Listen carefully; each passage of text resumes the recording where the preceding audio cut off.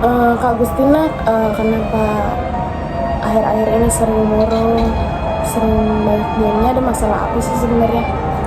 Eh, Gini kak, saya punya masalah pribadi sama keluarga dan teman saya yang kebetulan menguras pikiran juga kak. Boleh diceritain nggak seperti apa? Karena semakin kesini saya semakin ngerasa kak perbedaan pendapat antara saya dan keluarga saya, yang terlebih keluarga saya maunya apa, saya maunya apa gitu. Terus itu membuat saya jadi terpikir gitu, jadi banyak kayak sebenarnya sih nggak yang mengganggu tapi selalu lewat dalam pikiran itu kak. Oh jadi gitu. Terus kamu gimana sekarang? Ya yang aku rasain sekarang sih kak, jadi kayak aku tuh ngerasa sendiri gitu, padahal mungkin banyak teman-temanku, ada juga keluarga aku, tapi aku ngerasa aku tuh sendiri karena dikacaukan oleh pikiranku sendiri kak. Jadi pengaruh yang kamu rasakan apa untuk sekarang? Jadi itu kayak berpengaruh ke tentang pribadi aku gitu loh kak. Aku jadi kurang pede sekarang, dan aku jadi kayak orang yang butuh perhatian selalu, dan aku sering menuntut kalau ada orang yang baik sama aku tuh, aku jadi ngerasa dia selalu kurang, padahal mungkin yang dikasih ke aku tuh udah perfect, cuman gara-gara situasi ini aku selalu ngerasa aku tuh butuh kasih sayang, aku butuh support system gitu. Dan aku juga jadi kurang pede, aku kurang percaya diri akan apa yang aku punya. Aku sering takut, aku sering ngerasa pusing, padahal aku sadar gitu kalau aku tuh emang, kalau masalah aku tuh mungkin nggak sebanyak itu gitu, cuman karena aku selalu memikirkannya, aku jadi kayak bukan depresi sih, cuman lebih ke pengen diem gitu. Jadi aku jadi kurang berorganisasi ke orang-orang gitu kan. Tapi nggak boleh juga kita ngediemin semua orang gitu. Karena memang ada suatu masalah, jadi semua orang kena imbasnya.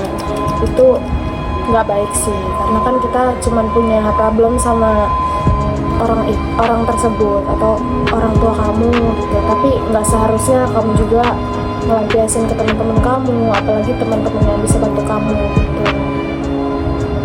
Karena itu akan menjadi pribadi yang egois. Bener banget kak, iya sih, aku juga sadar gitu, aku juga tahu ada masanya kayak aku tuh ngerasa kalau aku tuh jahat sama temen-temenku cuma karena masalah yang kayak gini, sampai temen-temenku mungkin kurang nyaman atau mereka jadi ngerasa hal ini tuh bener-bener bikin mereka bertanya-tanya gitu. Harusnya sih emang gak begitu kak.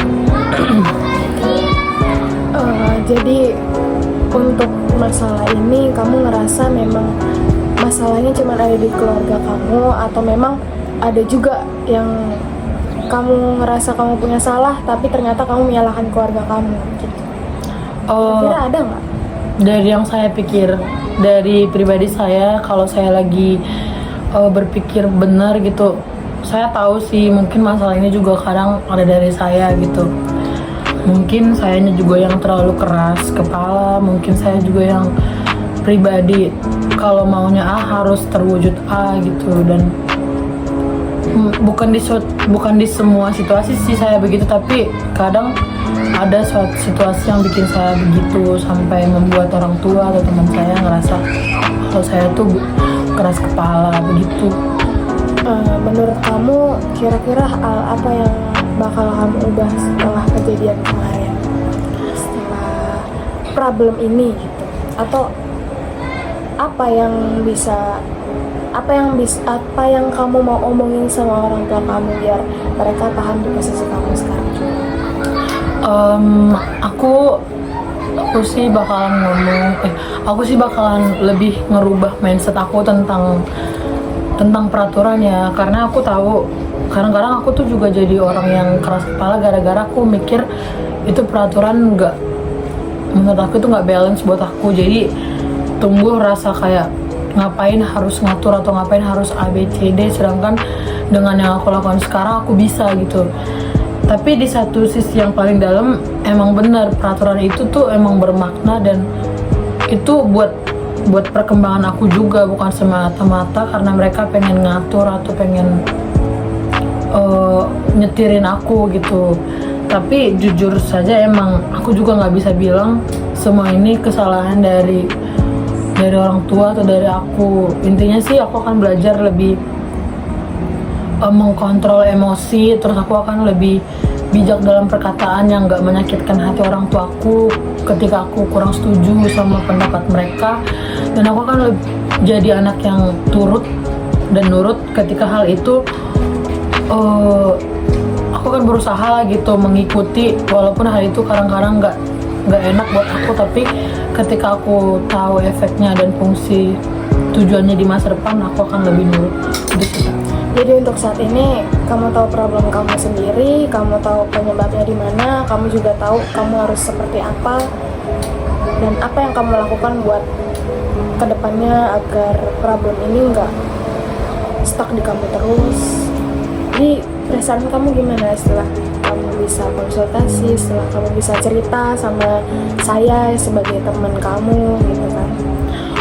Aku sih sekarang lebih enak sih, maksudnya mungkin dulu aku kurang membuka diri sama orang, dan ternyata setelah bercerita seperti ini emang masalah tuh gak langsung kelar, tapi aku ngerasa aku lebih better, aku lebih baik.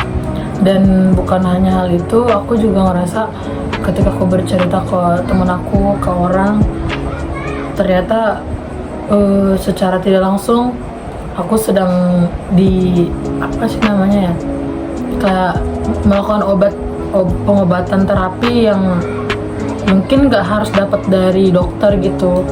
Jadi aku merasa aku lebih better sih kak.